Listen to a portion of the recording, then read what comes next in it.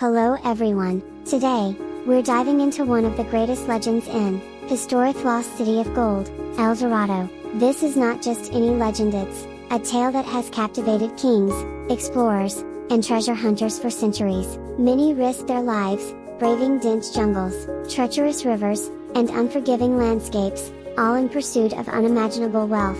But here's the catch: no one ever found it. Was El Dorado a real city, buried somewhere deep in the Amazon? Or was it simply a myth, fueled by greed and ambition? Join us as we uncover the truth behind one of history's greatest unsolved mysteries, the birth of the legend. The 16th century was the age of exploration.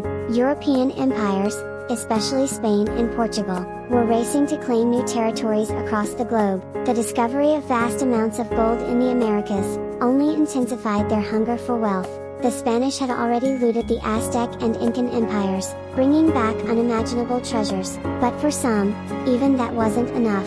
Whispers began to spread across Europe. Somewhere in South America, there existed a city made entirely of gold. A city where streets shimmered in the sunlight, where temples and palaces gleamed with gold and emeralds, and where its rulers bathed in riches beyond imagination. This city had a name: El Dorado. The idea of such a place was intoxicating. It promised fortune beyond measure, eternal glory, and a legacy that would last for centuries. And so, fueled by this dream, countless explorers set sail for the New World, but none of them ever found it, until one man came forward and claimed that he had seen it with his own eyes. The testimony of Juan Martinez. Juan Martinez was a Spanish soldier, who had joined an expedition in search of the fabled Golden City, but fate had other plans. During their journey, a tragic accident occurred: a gunpowder explosion on board their ship. The chaos led to a mutiny, and Martinez was cast out from the expedition, abandoned in the vast and uncharted jungle. Wandering alone, he was eventually discovered by a mysterious indigenous tribe. Strangely, they did not treat him as an enemy. Instead, they welcomed him, offering him food, shelter, and, most importantly, a secret. They spoke of a great city, hidden away from the eyes of outsiders, a place where gold was as common as dirt. But there was a catch: if you wish to see it, you must be blindfolded. Desperate and with nothing to lose, Martinez agreed. For over 2 weeks, he traveled blindfolded by boat, guided only by the whispers of the river and the sounds of the dense rainforest. And then his blindfold was removed. What he saw took his breath away. The city of gold. Was it real? Martinez described a city unlike anything he had ever seen before.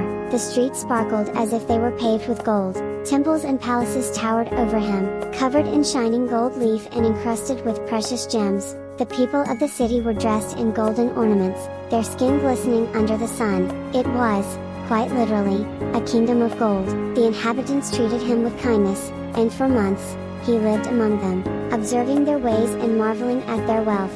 But as time passed, he faced a difficult choice: should he stay, or return to Spain and reveal what he had seen? Eventually, he decided to leave. However, as before, he was blindfolded for the journey back. When he was finally set free, he found himself alone, deep in the jungle, with no way of retracing his steps.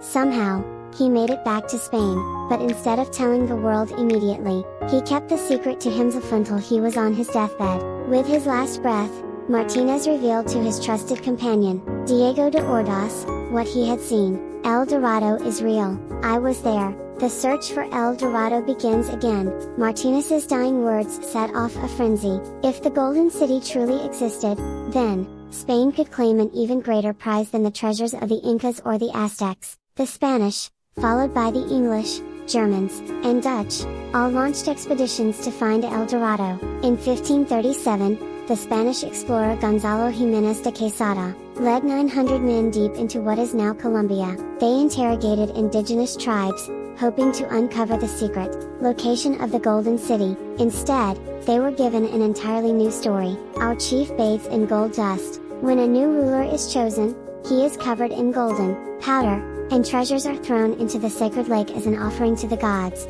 It was not a golden city they were describing, it was a ritual. But one detail caught their attention: the lake. Could it be that instead of a city, El Dorado was actually a placia lake filled with lost treasures? The truth hidden beneath the lake. As the years passed, explorers turned their focus to Lake Guatavita, a deep, mysterious body of water in Colombia, that indigenous tribes spoke of with reverence. The Spanish first attempted to drain the lake, by using buckets, an impossible task.